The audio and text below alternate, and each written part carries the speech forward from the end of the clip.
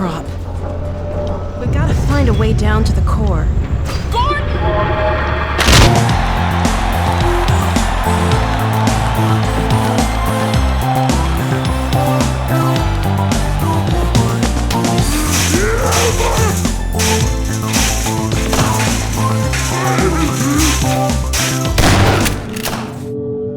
Once you've completed Half-Life 2, it just keeps on going with Episode 1 and Episode 2. And after all you've done for Alyx, it's about time she does something for you. Brace yourself, Gordon. She joins you on your adventure, together as a team. Let's see if we can get some electricity going. While you were in there, I did some poking around in the control data. Oh my god! Gordon! I'll hold it out where I can work on it. Huh. He's always up for it. Right, Gordon? Phew. Whew. Good throw, dog! I could sure use a drink. Who's with me? It's like the X-Files. The tension just keeps building and building and building between these two. You want them to just get it over with. Well, not quite yet. What? But listen, Dad, we found him. You found Gordon? Ask her out on a date. Take her to Chuck E. Cheese. Nothing sets the mood like animatronic animals banging cymbals. And pizza. I realize this moment may not be the most convenient for a heart-to-heart. Well, I found the naming confusing. Half-Life 2, Half-Life 2 Episode 1, and Half-Life 2 Episode 2.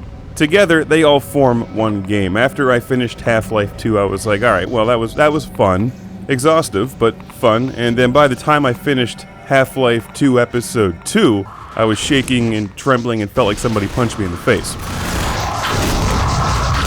It's as if the real storytelling all takes place in Episode 2, because by that point, for better or worse, you really feel like your job is actually defending Alyx for the entire game, and everything else takes a back seat to that. And maybe it's because I played one too many alien invasion games, but they actually do a really nice job with the character interaction between the two, between Gordon and Alyx. And the voice dialogue on all the characters is terrific, so it really sets the stage nicely. And it's another element that helps move Half-Life 2 beyond just the blast aliens until they're all gone kind of game. I don't have any criticisms at all about Half-Life 2. If anything, I think that they could have probably shortened it a bit. And the driving is frustrating as all hell. They could have just gone with real driving controls. But the orange box will give you at least 20 plus hours of gameplay, something around there, when playing through the Half-Life 2 segments. Not even including Team Fortress 2 and Portal, but just the Half-Life 2 stuff will keep you busy for a long time. Post-human allies still remaining on Earth. And the real ending doesn't come until after you finish all of them. And even then, you're set up for more.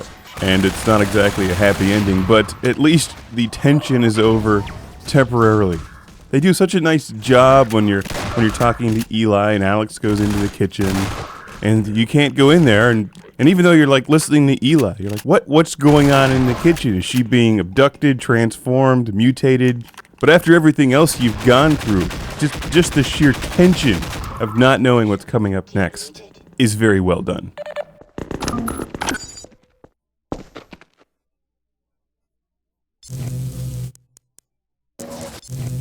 Throw a grenade.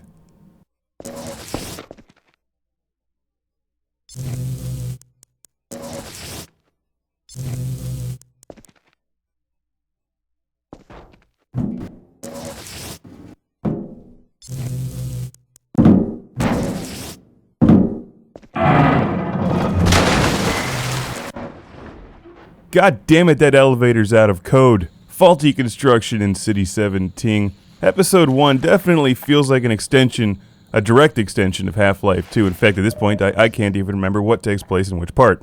Without giving away any of the endings, you're basically trying to escape the city, so there's a lot of crawling through vents and through hallways, tunnels. There's a few new enemies, but for the most part, it's like the ending that should have been on the ending of Half-Life 2. Now, Half-Life 2 Episode 2 is memorable. It starts off a bit slow, but it has a different feel than the other two parts of Half-Life 2. Felt a bit like Resistance, Fall of Man. They also throw some more interesting things your direction in Episode 2.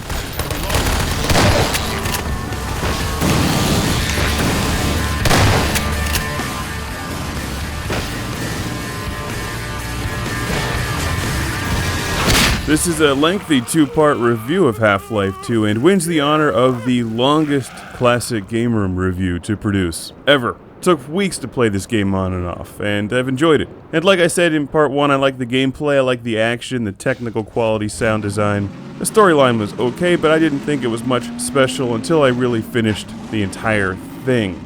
Which means finishing Episode 1 and Episode 2, which nearly doubles the amount of gameplay. If you have any concerns about whether or not you should buy Half-Life 2, the answer is yes. It doesn't even cost all that much. You get so much for so little. Remember, price does not reflect quality when it comes to video games, it reflects scarcity. There's a lot of copies of Half-Life 2 out there, new and used. Both can be had for a song and dance.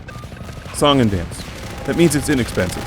You get so much gameplay for so little. In fact, I can't think of any other game that gives you as much single-player campaign action in recent years as Half-Life 2, Episode 1, and Episode 2 in the regular Half-Life 2. And you also get Portal and Team Fortress 2 in addition to that, which I haven't even had time to play yet. Those will get their own separate reviews.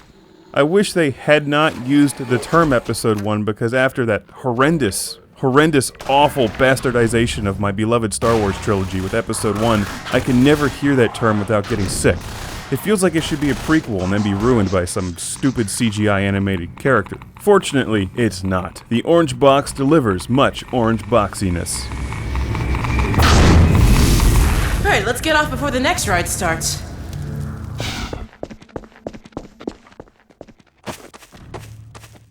Nice toss, Gordon.